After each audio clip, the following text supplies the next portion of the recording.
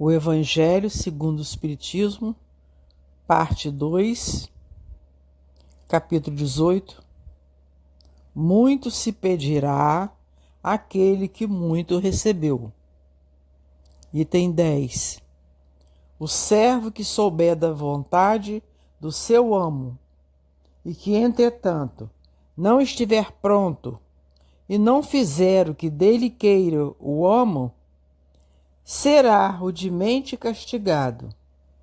Mas aquele que não tenha sabido da sua vontade e fizer coisas dignas de castigo, menos punido será. Muito se pedirá àquele a quem muito se houver dado, e maiores contas serão tomadas àquele a quem mais coisas se haja confiado. Lucas 12, 47 e 48. Item 11. Vim a este mundo para exercer um juízo, a fim de que os que não veem vejam e os que veem se tornem cegos. Alguns fariseus que estavam com ele, ouvindo essas palavras, lhe perguntaram: também nós, então, somos cegos? Respondeu-lhes Jesus: se fosseis cegos, não teríeis pecados, mas agora dizeis que vedes, e é por isso que em vós permanece o vosso pecado.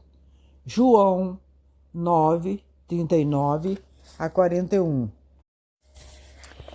Item 12. Principalmente ao ensino dos espíritos é que estas máximas se aplicam. Quem quer que conheça os preceitos do Cristo e não os praticam,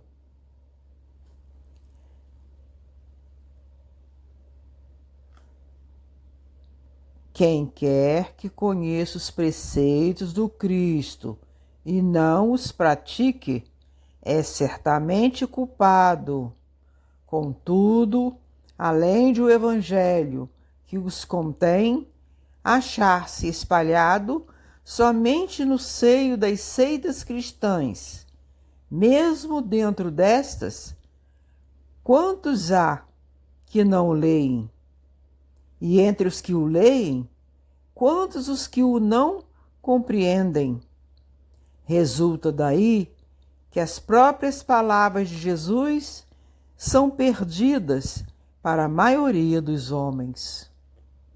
O ensino dos espíritos, reproduzindo essas máximas sob diferentes formas, desenvolvendo-as e comentando-as para pô-las ao alcance de todos, tem isto de particular: não é circunscrito todos, letrados ou iletrados, crentes ou incrédulos, cristãos ou não, o podem receber, pois que os espíritos se comunicam por toda parte. Nenhum dos que o que recebam diretamente ou por intermédio de outrem pode pretextar ignorância. Não se pode desculpar nem com a falta de instrução, nem com a obscuridade do sentido alegórico. Aquele, portanto, que não aproveita essas máximas para melhorar-se, que as admiras como coisas interessantes e curiosas, sem que lhe toquem o coração, que não se torna nem mesmo vão, nem mesmo orgulhoso, nem menos egoísta, nem menos apegado aos bens materiais, nem melhor para seu próximo, mais culpado é, porque mais meios tem de conhecer a verdade. Os médiuns que obtêm boas comunicações, ainda mais censuráveis são: se persiste no mal, porque muitas vezes escrevem sua própria condenação, e porque, se não os cegasse o orgulho, reconheceriam que a eles é que se dirigem os espíritos. Todavia, em vez de tomarem para si as lições que escrevem ou que leem escritas por outros, têm por única preocupação aplicá-las aos demais, confirmando assim essas palavras de Jesus: vede um arqueiro no olho do vosso próximo, e não vedes a trave que está no vosso. Repetindo, vede um argueiro no olho do vosso próximo, e não vedes a trave que está no vosso. Capítulo 10, item 9. Por esta sentença, se fosseis cegos, não teríeis pecados. Quis Jesus significar que a culpabilidade está na razão das luzes que a criatura possua. Ora, os fariseus, que tinham a pretensão de ser, e eram, com efeito, os mais esclarecidos da sua nação, mais culposos se mostraram aos olhos de Deus do que o povo ignorante. O mesmo se dá hoje aos espíritas, pois muito será pedido, porque muito hão recebido, mas também aos que houverem aproveitado, muito será dado. O primeiro cuidado de todo espírita sincero deve ser o de procurar saber se nos conselhos que os espíritos dão alguma coisa não há que lhe diga respeito. O espiritismo vem multiplicar o número dos chamados. Pela fé que faculta, multiplicará também o número dos escolhidos. Repetindo, o espiritismo vem multiplicar o número dos chamados. Pela fé que faculta, multiplicará também o número dos escolhidos. Pelas suas obras é que se reconhece o cristão. Item 16. Nem todos que dizem Senhor, Senhor entrarão no reino dos céus, mas somente aqueles que fazem a vontade de meu Pai, que está nos céus. Escutai essa palavra do Mestre, todos vós que repelis a doutrina espírita, como obra do demônio. Abre os ouvidos, que é chegado o momento de ouvir.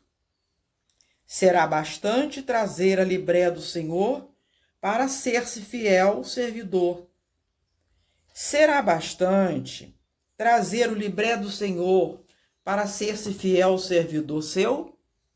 É uma pergunta.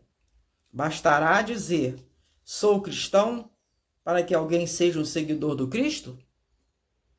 Procurai os verdadeiros cristãos e os reconhecerei pelas suas obras. Uma árvore boa não pode dar maus frutos, nem uma árvore má pode dar frutos bons. Toda árvore que não dá bons frutos é cortada e lançada ao fogo. São do Mestre essas palavras. Discípulos do Cristo, compreendeis bem. Que frutos deve dar a árvore do cristianismo, a árvore possante, cujos ramos frondosos cobrem com sua sombra uma parte do mundo, mas que ainda não abrigam todos os que se hão de grupar em torno dela? Os da árvore da vida são frutos de vida, de esperança e de fé. O cristianismo, qual o fizeram há muitos séculos, continua a pregar essas virtudes divinas Esforça-se por espalhar seus frutos, mas quão poucos os colhem. A árvore é boa sempre, porém maus são os jardineiros. Entenderam de moldá-la pelas suas ideias, de talhá-la de acordo com as suas necessidades. Cortaram-na, diminuíram-na, mutilaram-na, tornados estéreis. Seus ramos não dão maus frutos, porque nenhum mais produzem. O viajor sedento, que se detém sobre seus galhos, à procura do fruto da esperança, capaz de lhe restabelecer a força e a coragem, somente vê uma ramaria árida, prenunciando tempestade. Em vão pede ele o fruto de vida à árvore da vida. Cai-lhe secas as folhas, tanto as remexeu a mão do homem que as crestou. Abre, pois, os ouvidos e os corações, meus bem-amados. Cultivai essa árvore da vida, cujos frutos dão a vida eterna. Aquele que a plantou vos concita tratá-la com amor, que ainda vereis dar com abundância seus frutos divinos. Conservai-a tal como Cristo vô-la entregou. Não a mutileis. Ela quer estender a sua sombra imensa sobre o universo. Não lhe corteis os galhos. Seus frutos benfazejos caem abundantes para alimentar o viajor faminto que deseja chegar ao termo da jornada. Não amontoeis esses frutos para as armazenar e deixar apodrecer, a fim de que a ninguém sirvam. Muitos são os chamados e poucos os escolhidos. É que há assambarcadores de pão da vida, como os há do pão material. Não sejais do número deles. A árvore que dá bons frutos tem que os dar para todos. E depois, procurai os que estão famintos, levai-os para debaixo da fronde da árvore e partilhai com eles do abrigo que ela oferece. Não se colhem uvas nos espinheiros. Meus irmãos, afastai-vos dos que vos chamam para vos apresentar às sarças do caminho. Segue os que vos conduzem à sombra da árvore da vida. O divino Salvador, o justo por excelência, disse, e suas palavras não passarão. Nem todos os que dizem Senhor, Senhor, entrarão no reino dos céus. Entrarão somente os que fazem a vontade de meu Pai, que está nos céus. Que o Senhor de bênção vos abençoe, que o Deus de luz vos ilumine, que a árvore da vida vos ofereça abundantemente seus frutos. Crede e orai. Simeão Bordeaux, 1863. Boa reflexão. Instruções dos Espíritos. Dar-se-á àquele que tem. Item 13. Aproximando-se dele, seus discípulos lhe disseram: por que lhes falas por parábolas? Respondendo, disse-lhes ele: é porque a vós outros vos foi dado conhecer os mistérios do reino dos céus, ao passo que a eles isso não foi dado. Porque àquele que já tem, mais se lhe dará, e ele ficará na abundância. Aquele, entretanto, que não tem, mesmo o que tem, se lhe tirará. Por isso é que lhes falo por parábolas, porque vendo nada veem, e ouvindo nada entendem, nem compreendem. Neles, nos mistérios do reino dos céus, se cumpre a profecia de Isaías, quando diz: ouvireis com os vossos ouvidos e nada entendereis. Olharei com os vossos olhos e nada vereis. Mateus 13, 10 a 14. Item 14. Tende muito cuidado com o que ouvis, porquanto usarão para convosco da mesma medida de que vos houverdes servido para medir os outros, e ainda se vos acrescentará. Pois ao que já tem, dar-se-á, e ao que não tem, até o que tem, se lhe tirará. Marcos 4, 24 a 25. Item 15. Dá-se àquele que já tem, e tira-se ao que não tem.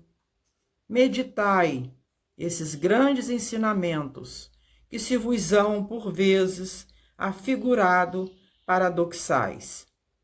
Aquele que recebeu é o que possui o sentido da palavra divina.